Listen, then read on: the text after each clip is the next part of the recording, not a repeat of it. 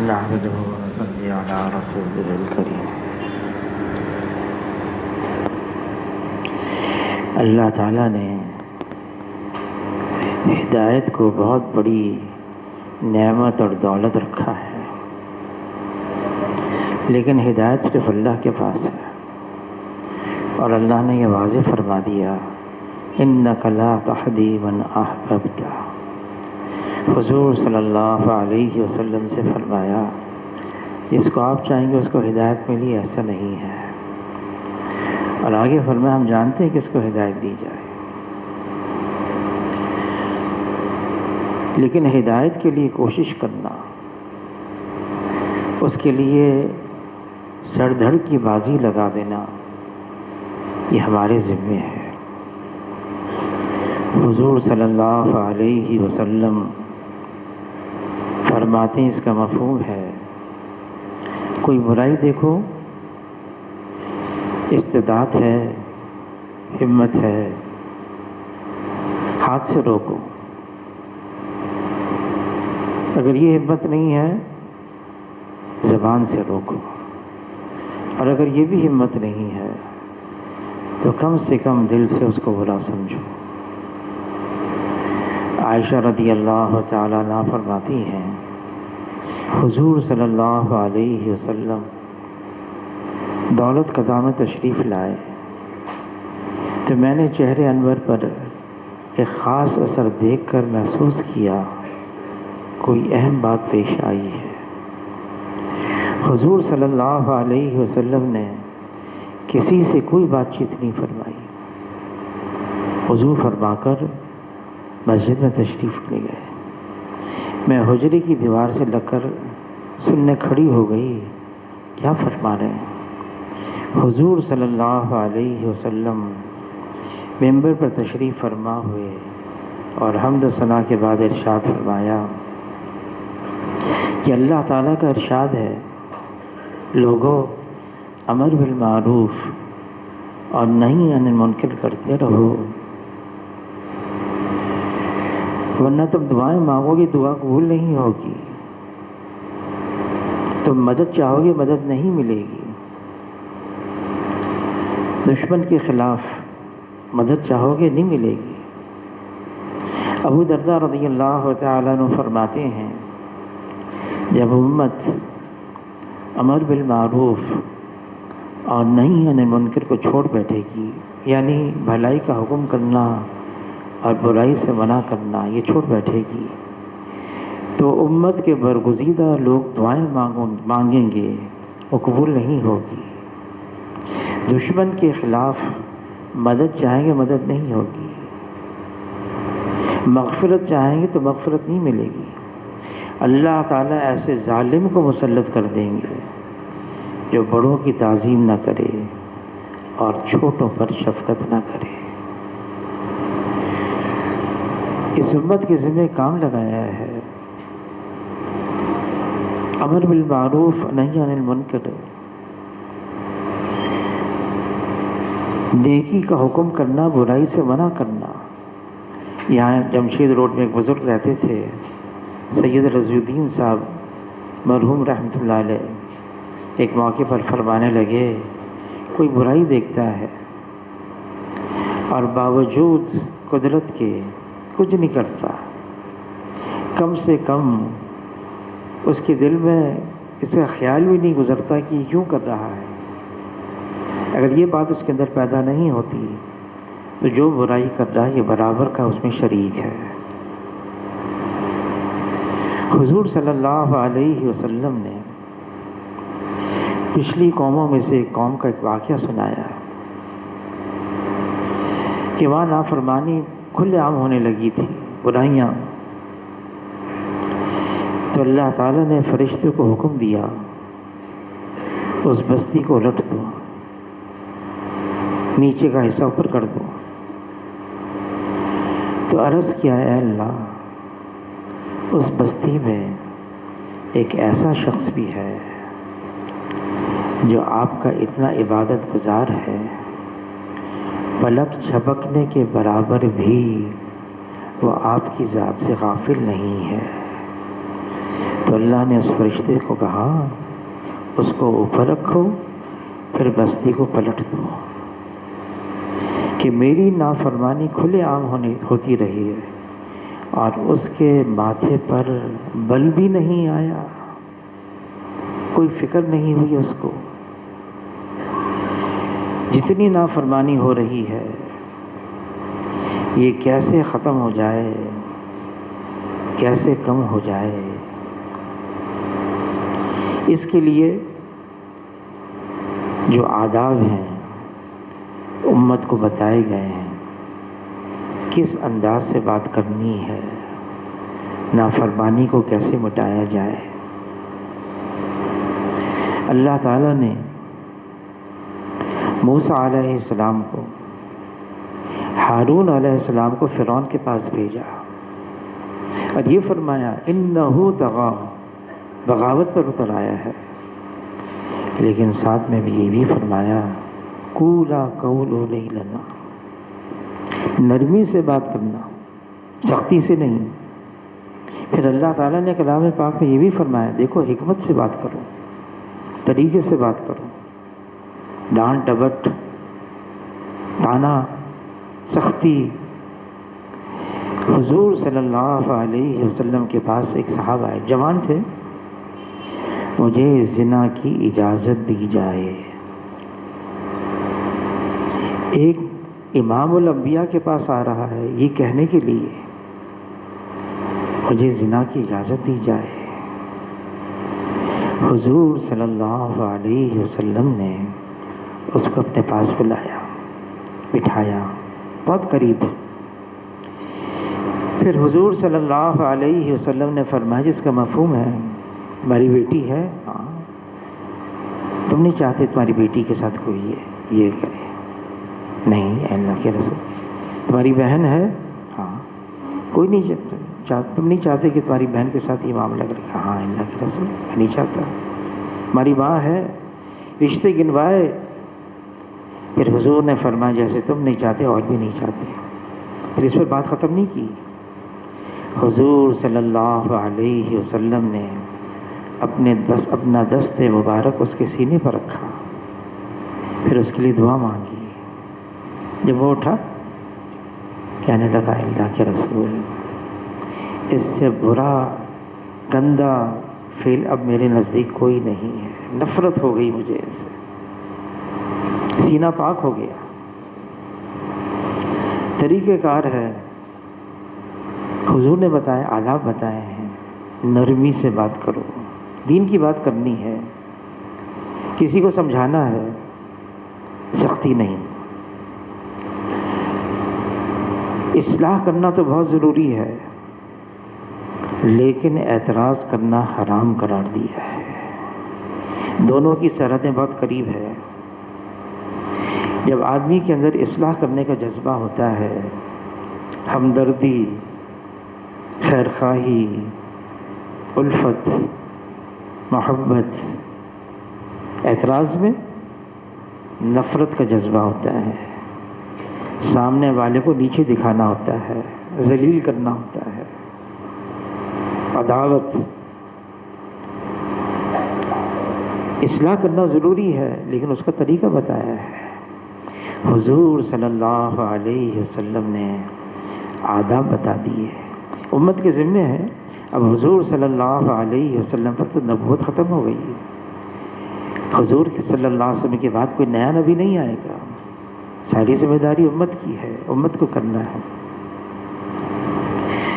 کوئی موقع ہاتھ سے نہ جانے دیں، کوئی موقع ایسا آئے ہم کر سکتے ہیں کریں، کیسے اصلاح کریں، طریقے سے کریں۔ بہت پہلے کی بات ہے، 1975 کی یا 76 کی بات ہے، میں کالج میں پڑھتا تھا، وہاں سے فارغ ہو گیا، اب میں نے ہاؤس جاب شروع کیا، تو وہاں پر 25 سال اس کالج کے پورے ہو گئے تھے۔ انہوں نے کہا کہ اب ہم اس کے ایک تقریب کریں گے، کالج والوں نے کہا، ان کے پرنسپل نے، پروفیسروں نے۔ اس زمانے میں قومی اتحاد کی تحریک چل رہی تھی، سارے دیندار ایک طرف تھے. تو بات آئی تقریب سے پہلے قرآن کی تلاوت ہوگی. کون کرے؟ پرنسپل صاحب بھی، سارے پروفیسر صاحبان. جو ملک کا صدر ہے اس کو بلایا جائے گا، جو سندھ کا گورنر ہے اس کو بلایا جائے گا، اور کوئی ایسا آدمی ہو جو غیر سیاسی آدمی ہو. پرنسپل صاحب نے میرا نام لے لیا، میرا نام چلا گیا، مجھے نہیں پتا. پھر اس نے مجھے بلایا پرنسپل صاحب نے کہ دیکھو آپ کو یہاں پر تقریر کرنی ہے، قرآن کی تلاوت کرنی ہے، اس کے بعد بیان کریں آپ، غیر سیاسی بات ہو. میں نے معذرت کر لی. کہنے کا نہیں تمہاری تو CID رپورٹ چلی گئی، تم سب سے قریب ترین ہو گئے جو صدر ہے پاکستان اور گورنر، سندھ کا گورنر.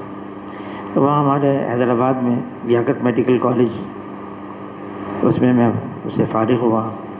تو میں نے حیدرآباد کے امیر صاحب سے، پروفیسر حاجن صاحب تھے مرحوم، ان کے پاس گیا. ایسی بات ہے کہ اچھا ہے، موقع اچھا ہے، اس موقع کو ہاتھ سے جانے نہ دو. کہا میں کیا تلاوت کروں گا؟ کیا بولا سر؟ تب میں ساری تبلیغ کی بات کرنا ہو گیا. وہاں ایک رانی باغ ہے حیدرآباد میں، اس کے پیچھے ایک چھوٹا سا پارک، اس میں تقریب تھی. اور عصر کے بعد پھر مغرب بھی، تو میں اپنے ساتھ چادریں بھی لے کر گیا. نماز پڑھیں گے، اذان دیں گے. شروع میری سے ہی ہوا. وال عصر کی تلاوت کی اور سامنے بات رکھی کہ امام راضی رحمۃ اللہ علیہ فرماتے ہیں کہ اللہ تعالیٰ نے زمانے کی قسم کھائی ہے اس صورت میں. امام شافعی رحمۃ اللہ علیہ فرماتے ہیں چھوٹی صورت ہے قرآن پاک کی، لیکن ہدایت کے لیے کافی ہے. تو امام راضی فرماتے ہیں کہ اللہ تعالیٰ زمانے کی قسم کھا کر فرما رہے ہیں سارے نقصان میں، سارے انسان. وہ نقصان کیا ہے؟ مدینہ منورہ میں امام راضی رحمۃ اللہ علیہ، گرمی کا زمانہ، سوچ میں پڑ گئے.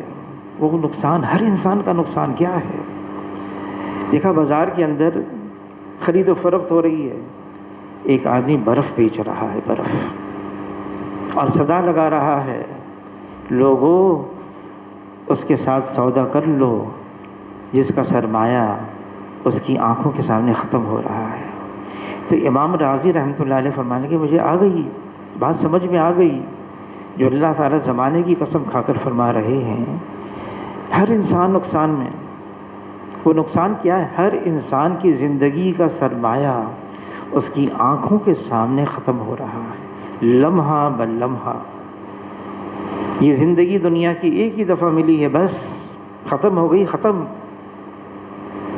ہاں، اس نقصان کی تلافی یوں ہو سکتی ہے الا الذین آمنوا وعاملوا الصالحات وتواصوا بالحق وتواصوا بالصبر. حق کی بھی وصیت، صبر کی بھی. اور علماء حضرات فرماتے ہیں حق کی وصیت یہ ہے جتنے کرنے والے کام ہیں اللہ کی طرف سے حکم ہے، آیا ہے کرو، وہ بجا لائیں. اور صبر کی وصیت جن چیزوں سے منع کیا ہے، نواہی نہ کرو، بچو ان سے، اسے بچا جائے. خیر، مختصر بات تھی، کر لی میں نے. اور لوگوں کی تقریریں شروع ہو گئیں. مغرب کا وقت ہو گیا تو میں، جو انہوں نے اسٹیج بنایا سے نیچے اترا اور میں نے چادریں بچھائیں اور میں نے اذان کہنا شروع کر دی. وہ ساری تقریب بند ہو گئی، اذان ختم ہوئی اور پھر میں مصلی بھی بچھایا تھا آگے امامت کے لیے. اللہ کی شان، وہ جو صدر تھے اس وقت فضل الہی صاحب تھے، وہ بھی باوضو، وہ بھی اتر آئے. اور جو سندھ کے گورنر تھے دلاور خان جی صاحب تھے اس وقت، وہ بھی باوضو، وہ بھی نیچے اتر آئے نماز پڑھنے کے لیے. لیکن جتنے پولیس والے تھے نا وہ سب بے وضو تھے، کوئی ادھر بھاگے کوئی ادھر بھاگے. ایک نلکا دور کو کھلا ہوا تھا، پانی تھا، سب نے وضو کرنا شروع کیا. صدر صاحب بھی، گورنر صاحب بھی انتظار کرتے رہے سارے پولیس والے وضو کر لیں.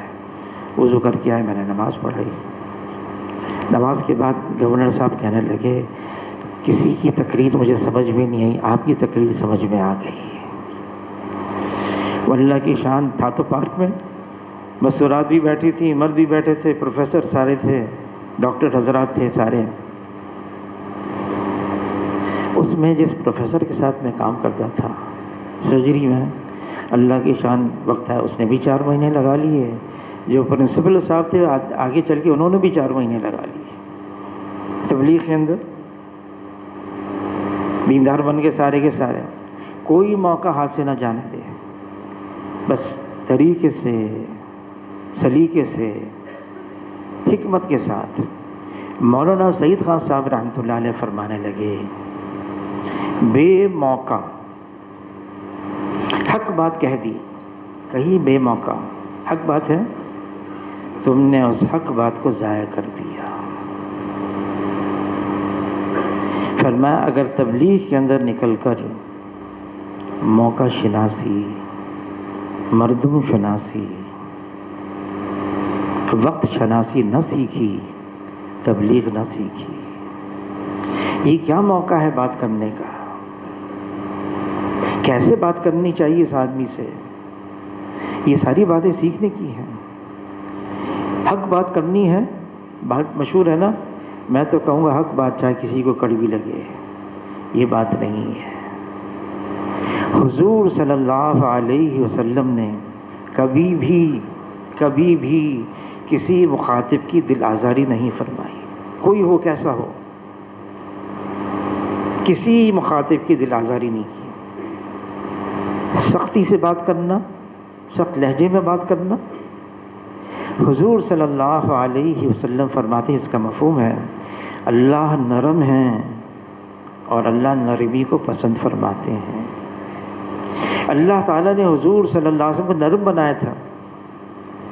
ہاں حضور کا روب ایسا تھا، بخاری شریف کی حدیث ہے، ایک آدمی 1 مہینے تک پیدل چلتا رہے، جہاں جا کے پہنچے حضور صلی اللہ علیہ وسلم کا روح وہاں پر پہنچتا تھا.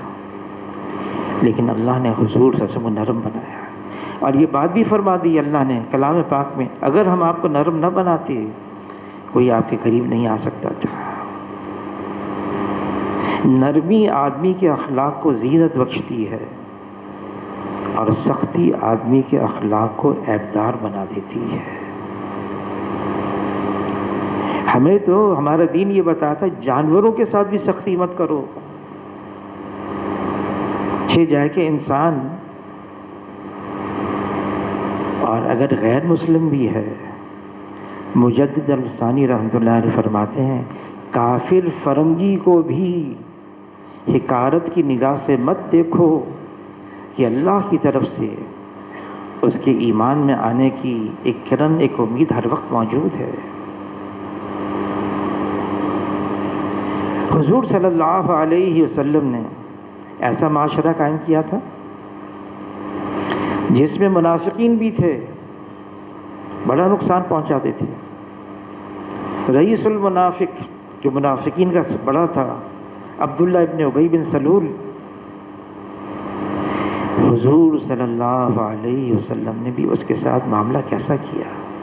زندگی میں مر گیا، چلے اب تو مر گیا. حضور صلی اللہ علیہ وسلم نے اپنا جبہ مبارک اس کے جنازے کے پر رکھ دیا، شاید اللہ کو رحم آ جائے. رئیس المنافقین ہے، سب سے زیادہ نقصان پہنچایا اس نے اندرونی طور سے. نماز جنازہ پڑھانے کے لیے بھی آگے بڑھے. عمر رضی اللہ تعالیٰ عنہ فرماتے ہیں بعد میں مجھے حیرت ہوتی میں نے یہ جرت کیسی کی. حضور کو پکڑ لیا پیچھے سے، آپ اس کی نماز جنازہ نہ پڑھائیں. جب اللہ نے وہی نازل فرما دی، منع کر دیا، پھر حضور منع ہو گئے. اچھا یہ تبلیغ کا کام ہے. بعض لوگ کہتے ہیں کہ بھئی اس میں امر بالمعروف تو ہے، نہیں ہے، نہی منکر نہیں ہے. امر بالمعروف ہے، نہیں انل منکر نہیں ہے. اچھائی کا حکم دیتے ہیں، برائی سے منع نہیں کرتے. کئی سال پہلے 25-30 سال پہلے حج پہ جانا ہوا تو جس بلڈنگ میں رہتے تھے اس کے برابر کمرے میں ایک اور ایک صاحب رہتے تھے، ہماری محلے کے تھے. ان کو میں نے خوب دعوت دی، تبلیغ میں بھی وقت لگا لیں، ماشاءاللہ حج کے لیے آئے ہیں پہلی دفعہ. خیر نماز کے لیے گئے، شام کا وقت تھا، واپس آئے، ظہر کی نماز کے بعد میں آرام کر رہا تھا، مجھے اٹھایا انہوں نے اور کہا دیکھو بات تو صحیح ہے آپ کی تبلیغ، لیکن تبلیغ میں نہی عن المنکر نہیں ہے۔ تو میں نے کہا اچھا بیٹھے آپ سے بات کرتے ہیں۔ کہا نہیں ابھی تو میں جا رہا ہوں، جدہ جا رہا ہوں، اپنی بیگم کو لے کر جا رہا ہوں شاپنگ کے لیے، میں واپس رات کو آؤں گا پھر آپ سے بات کریں گے۔ میں نے کہا ٹھیک ہے۔ وہ صاحب رات کو آئے، پھر میں سو رہا تھا، عشاء کے بعد مجھے اٹھایا، مجھے معاف کر دیجیے گا، مجھے نہی عن المنکر سمجھ میں آ گیا۔ میں نے کہا کیسے سمجھ میں آیا؟ کہنے کہ میں اپنی بیوی کے ساتھ جدہ گیا، بیوی کو موقف پہ ٹھہرایا جو وہاں کا بس اڈا ہوتا ہے، اور سامنے ٹیلی فون بوتھ تھا، تو میں نے بیوی سے کہا میں ابھی اپنے دوست کو فون کرتا ہوں، اپنی گاڑی لے کر آ جائے۔ تو میں فون کرنے گیا تو اتنے میں ایک جیپ میں آئے کچھ لوگ اور مجھے کہا الصلاۃ الصلاۃ، تو میں نے توجہ نہیں دی، میں نے کہا فون کرنا ہے دوست کو بلانا ہے۔ پھر انہوں نے کہا، میں نے کوئی توجہ نہیں دی، ان میں سے ایک اترا اور مجھے پکڑ کے اپنی جیپ کے اندر بٹھا دیا۔ ارے میں نے کہا بیوی وہاں انتظار کر رہی ہے، مجھے فون کرنا ہے دوست کو، اس سے کیا کر رہی ہے؟ پیچھے بٹھا دیا، دو اور آدمی بیٹھے تھے پیچھے۔ اب وہ جو گاڑی چلانے لگا، میں نے گاڑی چلانے والے کو پیچھے سے پکڑ لیا، اور نے زور سے ایک مکہ میرے سینے میں مارا۔ میں پہلے سے دل کا مریض دبک کر بیٹھ گیا۔ میں نے پوچھا دونوں جو دو بیٹھے تھے بھائی معاملہ کیا ہے، اور مجھے اندازہ ہو گیا دونوں بنگالی ہیں ان کے لہجے سے۔ کہنے کا دیکھو بات یہ ہے یہ نہی عن المنکر والے ہیں۔ تھوڑی دیر کے بعد انہوں نے کہا اقامہ اقامہ، تو میرے پاس جو ہے نا وہ معلم کا گلے میں تھا کارڈ، تو دونوں نے کہا جو پیچھے بیٹھے تھے یہ کارڈ دے دو، میں نے کارڈ دے دیا۔ میں پریشان، بیوی انتظار میں، تو دونوں تھے بنگالی اچھے لوگ تھے، انہوں نے مجھے تسلی دی ٹھہر جاؤ، ہم آپ کو ایک طریقہ بتاتے ہیں، ہمارا تو اقامہ لے لیا، ہم تو جا نہیں سکتے، آپ کا تو صرف معلم کا کارڈ لیا ہے، آپ ایسا کریں ہمیں پولیس تھانے لے جائیں گے اوپر، وہاں پھر تم کہنا مجھے نماز پڑھنی، باقی نماز پڑھنی، نماز نہیں پڑھی تھی عصر کی، نیچے مسجد ہے تم نیچے آ جانا۔ پھر وہاں نیچے مسجد میں آ کر ایک راستہ باہر کو کھلتا دروازہ، وہ دیکھ لینا غور سے وہ دروازہ کہاں ہے، اس کے قریب تم نماز پڑھنا، نماز کے بعد خاموشی سے اس دروازے سے باہر نکل جانا۔ تو انہوں نے آپ کو بٹھایا ہمیں، میں نے کہا نماز پڑھنی ہے، کہا تحت نیچے جاؤ۔ میں نیچے گیا مسجد میں، مسجد تلاش کی، پہلے دیکھا وہ دروازہ کون سا ہے، اس دروازے کے قریب نماز پڑھی، پھر میں آہستہ سے نماز کے بعد دروازے سے باہر نکل گیا، اور ایسا بھاگا ایسا بھاگا۔ پھر جب دور ہو گیا میں تو میں نے ٹیکسی پکڑی اور موقف کے پر پہنچ گیا بس اسٹینڈ پر۔ وہاں بیوی کی سننی پڑی، پھر اتنا شور مچایا، مجھے چھوڑ کر چلے گئے، اتنی دیر ہو گئی۔ میں نے کہا چلو ٹھہر جاؤ باہر۔ تو مجھے اب سمجھ میں آ گیا نہی عن المنکر کیا ہے۔ بہرحال ہمیں سارے کام کرنے ہیں۔ فرمایا جو سب سے بڑا معروف ہے وہ نماز ہے، جو نماز کا اہتمام کرے گا، اللہ تعالیٰ کلام پاک میں فرماتے ہیں ان الصلاۃ تنہی عن الفحشاء والمنکر، یہ خود بخود منکرات سے روک دے گا جو نماز کا اہتمام کرے گا۔ شرط یہ نماز اہتمام سے ہو۔ کل رات کو شب جمعہ میں ایک صاحب آئے، کوئی وظیفہ بتائیں روزی میں برکت آ جائے۔ میں نے کہا نماز پڑھیں، نماز کا اہتمام کریں۔ کہا نماز تو پڑھتا ہوں میں۔ کہا اہتمام سے پڑھتے ہیں، 5 وقت پڑھتے ہیں؟ نہیں 5 وقت تو نہیں پڑھتا، فجر کی رہ جاتی ہے۔ میں نے کہا فجر کی بھی تو نماز ہے، فرض ہے، 5 وقت پڑھنی ہے، نماز اہتمام سے پڑھنی ہے۔ جو نماز کا اہتمام کرے گا اللہ تعالیٰ اس کو گناہوں سے روک لیں گے۔ صحابی نے عرض کیا اللہ کے رسول، یہ شخص نماز بھی پڑھتا ہے چوری بھی کرتا ہے۔ فرمایا جس کا مفہوم ہے اس کی نماز عن قریب اس کو چوری سے روک دے گی۔ گناہوں کے بڑے مضر اثرات ہیں، بہت مضر اثرات، آدمی کبھی نہیں سمجھتا۔ اس کی زندگی بنے ہوئے کام بعض اوقات بگڑ جاتے ہیں، وہ گناہوں کے اثرات ہیں۔ اور نیکی کرنے سے، گناہوں سے بچنے سے کیا ہوتا ہے؟ بگڑے ہوئے کام بن جاتے ہیں۔ علی رضی اللہ تعالیٰ عنہ فرماتے ہیں نہیں نازل ہوتی کوئی بلا مگر بسبب گناہ کے، اور نہیں ٹلتی کوئی بلا مگر بسبب توبہ کے۔ گناہ ہو گیا کل بنی آدم خطاؤن، لیکن آگے فرمایا خیر الخطائین التوابون، سارے بنی آدم گنہگار ہیں، خطا بار ہیں، بہترین گنہگار وہ ہے اقرار جرم کر لے اور اللہ سے معافی مانگ لے۔ ہم توبہ کریں، استغفار کریں، زندگی کو بدلیں۔ ہاں، ہاتھ سے روکنا ہے، زبان سے روکنا ہے، اچھے انداز سے کم یہ دل میں برا سمجھے، دل میں برا۔ حاجی عبدالوہاب صاحب مرحوم رحمۃ اللہ علیہ، پاسپورٹ کے لیے فوٹو نکالنا تھا، پاسپورٹ بنانے کے لیے فوٹو کی ضرورت ہوتی ہے، تو گئے فوٹو کھنچوانے کے لیے، تو فوٹو کھنچوانے والے نے کہا حضرت ذرا مسکرائیں، ایسا چہرہ بنا دیا آپ نے، مسکراؤں میں؟ نافرمانی کر رہا ہوں، تصویر اتار رہا ہوں، میں مسکراؤں؟ کا سب سے کم درجہ یہ کہ برا سمجھو، اسی میں تصویر اتروا دی، غصے کی حالت میں نظر آ رہا ہے، بہت غصے میں۔ حاجی صاحب نے مجھے بلایا اور کہا دیکھو میری عزیزہ تھی ماموزات، یہاں نیشنل اسمبلی کی اسپیکر بن گئی، مجھے کہا دیکھو سارے مرد اس کی طرف دیکھیں گے، اس کے ذریعے سے گنہگار ہوں گے، تم جاؤ ان کے پاس، ان کو سمجھاؤ۔ اب اتنی ہمت تو ہے نہیں، کیسے سمجھائیں ان کو؟ بہرحال دعائی کر سکتے ہیں، دعا مانگتے رہے، اللہ کی شان، بس اسمبلی بھی ٹوٹ گئی، وہ بھی ختم چلی گئی۔ کیا ہے؟ کم سے کم دل سے برا سمجھنا، بے چینی لگ جائے دل میں، بے قراری لگ جائے دل میں، یہ نافرمانی کیوں ہو رہی ہے، یہ بے چینی۔ مولانا الیاس صاحب رحمۃ اللہ علیہ ساری رات جاگ رہے ہیں، بیوی نے کہا کیا بات ہو گئی؟ کہا جو بے چینی مجھے لگی ہوئی ہے اگر تمہیں لگ جائے، رات کو 1 کے بجائے 2 ہو جائیں جاگنے والے۔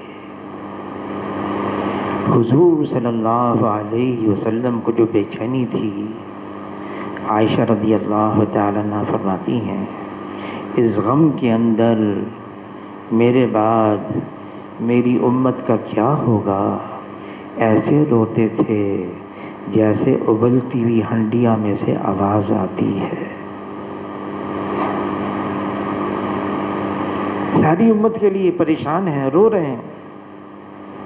ایک موقع پر عائشہ رضی اللہ تعالیٰ عنہ، باری ان کی تھی، استقبال کے لیے ایسا نظام چلایا، ایسا موقع نکالا، ایسی صورت بنائی، حضور صلی اللہ علیہ وسلم تشریف لائے اور عائشہ رضی اللہ تعالیٰ کو دعا دی، اے اللہ عائشہ کے تمام اگلے پچھلے گناہوں کو معاف فرما دے۔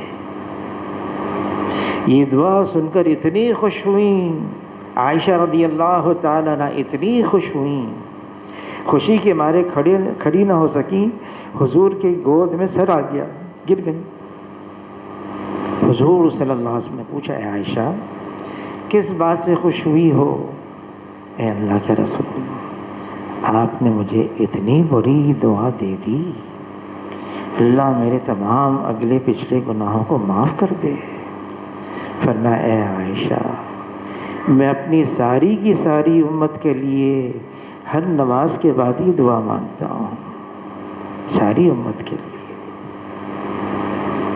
حضور صلی اللہ علیہ وسلم فرما رہے میں دیکھ رہا ہوں لوگ جہنم کی طرف جا رہے ہیں اور ان کی کمر پکڑ پکڑ کر میں ان کو جنت کے راستے پہ ڈال رہا ہوں۔ انسانیت کو جہنم سے بچانا ہے، جنت کے راستے پر ڈالنا ہے۔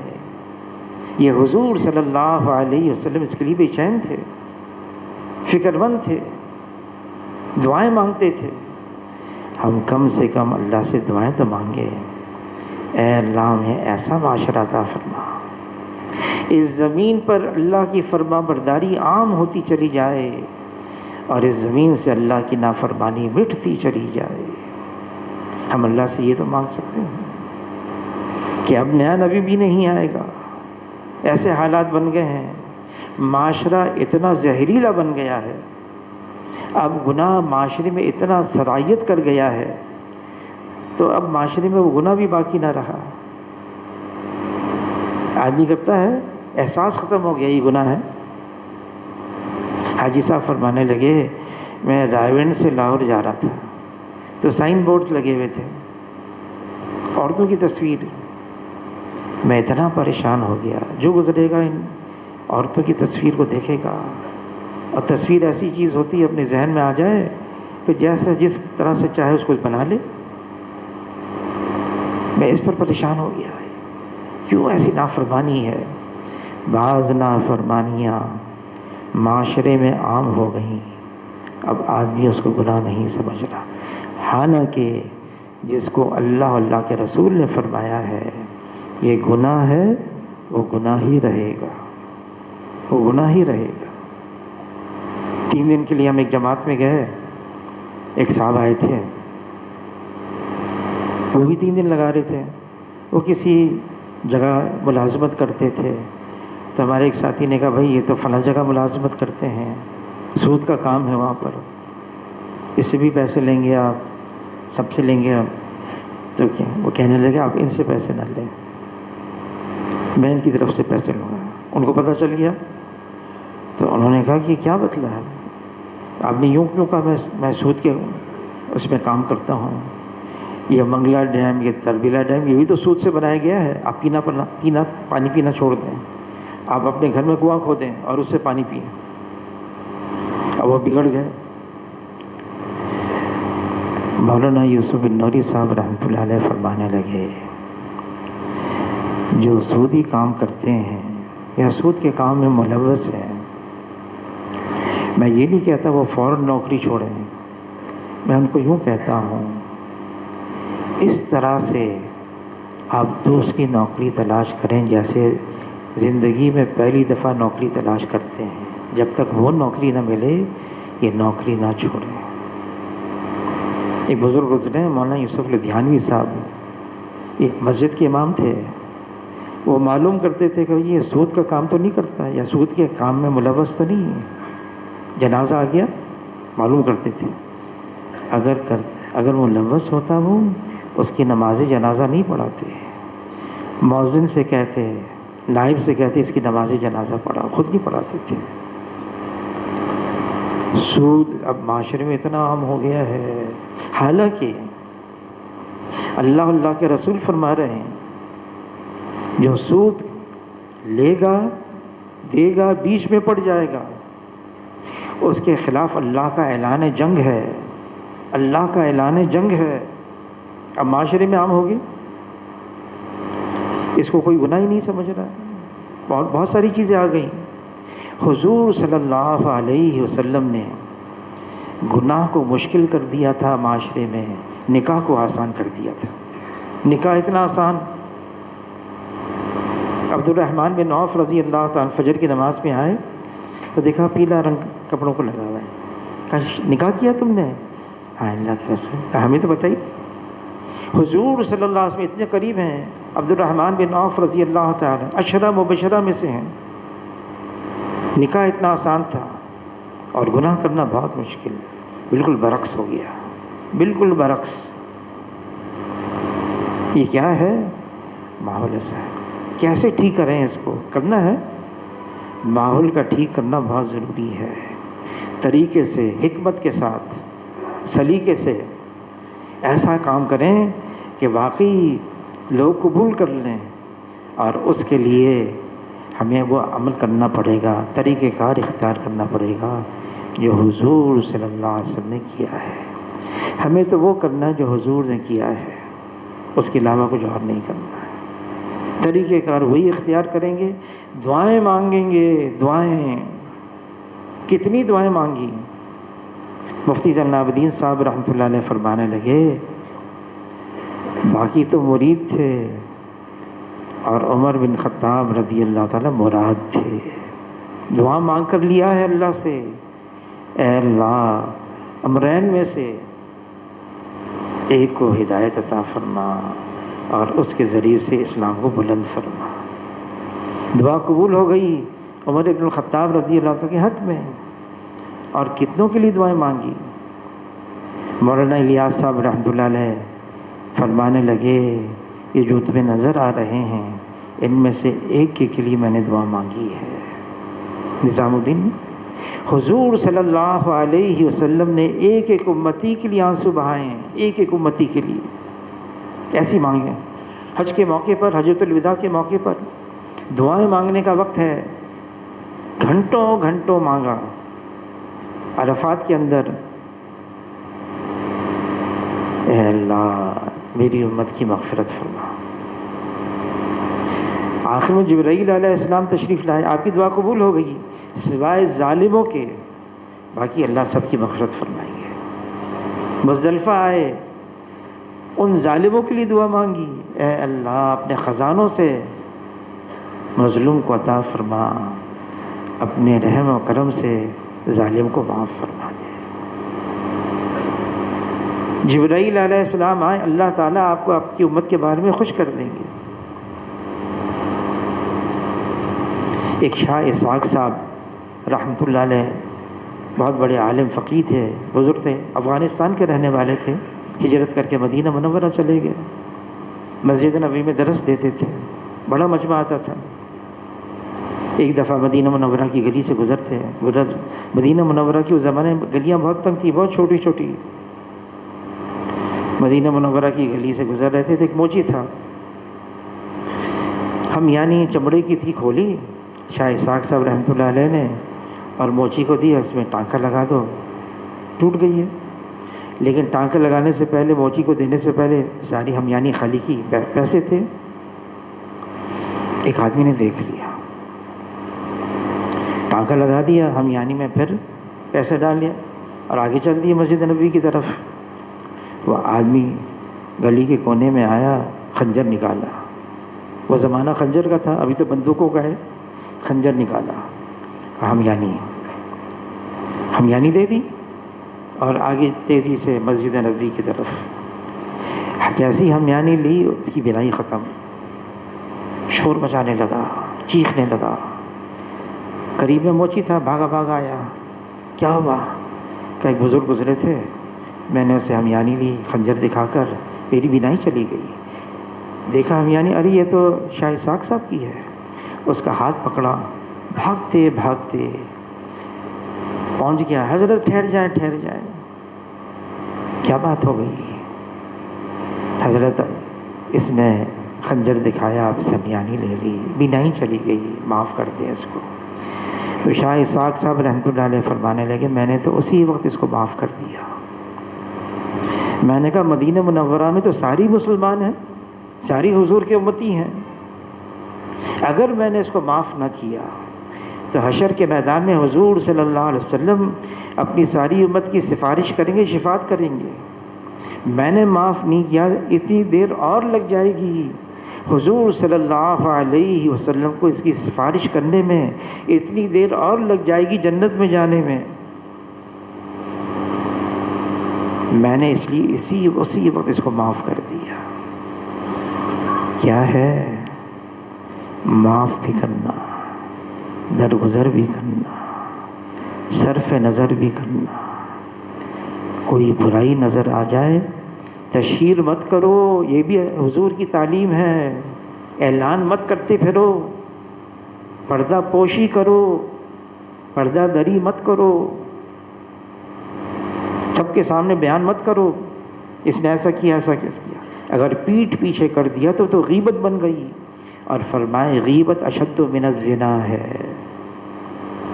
دیکھیں اصلاح تو کریں گے ہم، اس کی تکلیفوں سے اور لوگ بھی بچ جائیں، یہ بھی بچ جائے. اس کا طریقہ کار سوچنا ہوگا، کیا طریقہ کار ہم کریں. میرا بھائی ہے، میرا ساتھی ہے، میرا پڑوسی ہے، حضور کا امتی ہے. دیکھیں امت دو حصے میں ہے. ایک امت اجابت ہے جو مسلمان ہو گئے، اور ایک امت دعوت ہے ابھی مسلمان نہیں ہوئے، وہ بھی حضور کی امت میں ہے۔ ان کی فکر کرنا بھی ہماری ذمہ ہے، کوئی اور نہیں آئے گا ان کے لیے۔ طریقہ کار سوچیں ہم کیا طریقہ کار اختیار کریں، ہاں اس کے اسباب کیا ہیں، ہدایت کے اسباب کب اللہ ہدایت دیتے ہیں۔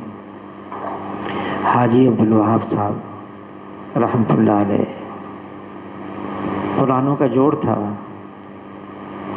آخری نشست تھی، ہدایات دی، بہت لمبی ہدایت، پھر دعا بھی مانگی، بہت لمبی ہدایت، پھر بہت لمبی دعا، پھر ممبر سے نیچے آئے، حویلی کے اندر مشورہ تھا، ہم سب مشورے میں بیٹھ گئے، حاجی صاحب ویل چیئر پہ نیند کے مارے گرنے لگے۔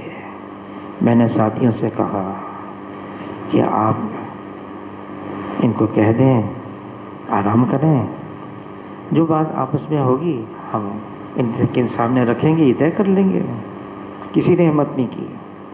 میں چپ کے بیٹھے بیٹھے ان کے پاس پہنچا، ان کو محسوس ہوا کوئی آ گیا، انہوں نے آنکھ کھولی، میری طرف دیکھا، میں نے کہا حاجی صاحب آپ آرام کر لیں، تھک گئے، آپ آرام کر لیں، جو بات آپس میں آئے گی ہم آپ کے سامنے رکھیں گے، آپ طے کر لیں۔ پر میں نہیں میری جان، میں تو یہ چاہتا ہوں میرا یہ حال بن جائے اللہ کے سامنے، میں ایسا بن جاؤں کہ اللہ کو رحم آ جائے، پھر اللہ ہدایت کے فیصلے فرما دے۔ ہدایت تو اللہ کے ہاتھ میں ہے، لیکن اس کے اسباب کیا ہیں؟ مولانا الیاس صاحب رحمۃ اللہ علیہ کے پاس ایک بہت بڑے عالم آئے اس زمانے کے، کہ آپ نے جو تبلیغ کا کام شروع کیا میں اس کو سیکھنا چاہتا ہوں۔ تو مولانا الیاس صاحب رحمۃ اللہ علیہ فرمانے کی کوئی مشکل نہیں، لوگوں کو اللہ کے راستے میں نکلنے کے لیے تیار کرنا۔ دیکھو سامنے وہ ہے نا قاری جی، وہ دور بیٹھے تھے، وہ دیکھو حافظ جی ہے نا، قاری جی نابینا ہے، ان کے پاس جاؤ اور وہ تیار کرو 3 دن کے لیے۔ تو عالم گئے ان کے پاس گئے اور کہا دیکھو مجھے حضرت جی نے بھیجا ہے اور آپ 3 دن کے لیے چلیں، مجھے کہا ہے کہ آپ کو 3 دن کے لیے تیار کیا جائے جماعت میں جانے کے لیے۔ کہا حضرت جی نے بھیجا ہے؟ ہاں میں تیار ہوں۔ واپس آئے، بڑے عالم اس زمانے کے، حضرت وہ تو تیار ہو گئے، ایک بات سمجھ میں نہیں آئی، نابینا کیا تبلیغ کرے گا؟ انسان ہے، ضروریات ہے، مسجد جانا ہے، پھر ضروریات ہے، مسجد سے باہر بھی نکلنا ہے، یہ تو بیچارہ ٹھوکریں کھائے گا۔ تو مولانا الیاس صاحب رحمۃ اللہ علیہ فرمانے کے میں یہی چاہتا ہوں یہ اللہ کے راستے میں نکل کر ٹھوکریں کھائے، جب اس کو ٹھوکریں کھانا آئے گا پھر اللہ کو رحم اور پیار آئے گا، پھر اللہ ہدایت کے فیصلے فرما دیں گے۔ حضور صلی اللہ علیہ وسلم بھیج رہے ہیں اللہ کے راستے میں، زید بن حارثہ کو منہ بولا بیٹا ہے، جعفر بن ابی طالب خالہ زاد بھائی جس کو اپنے پاس پالا ہے، اور ایسے بڑے بڑے صحابہ، اور ان سے کہہ بھی رہے ہیں دیکھو یہ شہید ہو جائیں پھر یہ شہید، یہ ان کا نمبر آئے گا، یہ سپہ سالار ہے، یہ شہید ہو جائیں پھر یہ آئے گا۔ اتنا تعلق ہے ان سے، لیکن بھیج رہے ہیں اور یہ بھی فرمانے یہ شہید ہو جائیں گے۔ کیا ہے یہ راستہ؟ ایسا ہے، اس میں مشقت ہے، مجاہدہ ہے، قربانی جان دینا ہے، پھر اللہ کو رحم آئے گا، پھر اللہ ہدایت کے فیصلے فرما دیں گے۔ صحابہ اکرام نے جانیں دے دیں، اس جان دینے کی برکت سے بدولت یہ امت کی گاڑی ابھی تک چل رہی ہے، یہ صحابہ کی قربانی کا نتیجہ ہے، گاڑی ابھی تک چل رہی ہے اور تا قیامت چلتی رہے گی۔ اور جو اس راستے پر آئے گا، اور یہ قربانی کیوں دینی ہے؟ لوجہ اللہ۔ انبیاء علیہ الصلوۃ والسلام کی ایک ہی بات تھی، ہم تو اللہ کے لیے کر رہے ہیں، لا نرید منکم جزاء ولا شکورا، ان اجریہ الا اللہ، ہمیں تو لینا اللہ سے، دنیا کے اندر واہ واہ ہو جائے، شاباش مل جائے، کوئی اور چیز مل جائے، بدلہ کوئی مل جائے۔ مولانا الیاس صاحب رحمۃ اللہ علیہ، ہم اس کام کے بدلے پھوٹی کوڑی بھی نہیں چاہتے ہیں، مسلمانوں کی شان و شوکت لوٹ جائے یہ بھی نہیں چاہتے، ہم تو چاہتے ہیں ہدایت عام ہو جائے، اللہ ہدایت کو عام فرما دے، یہ دنیا کے رہنے والے انسان یہ اللہ کو پہچان کر نافرمانی سے بچ جائیں اور اللہ کی فرما برداری میں آ جائیں۔ اللہ تعالیٰ ہم سب کو قبول فرما لے۔ اب سفر ہے انشاءاللہ کل صبح کو، پھر ایک پیر کے دن انشاءاللہ واپسی ہوگی، اس کے بعد پھر آگے بھی سفر ہے، لیکن انشاءاللہ پیر کے بعد جب آئیں گے کیا ترتیب ہے، کیا پروگرام ہے، انشاءاللہ آپ کے سامنے رکھ دیں گے۔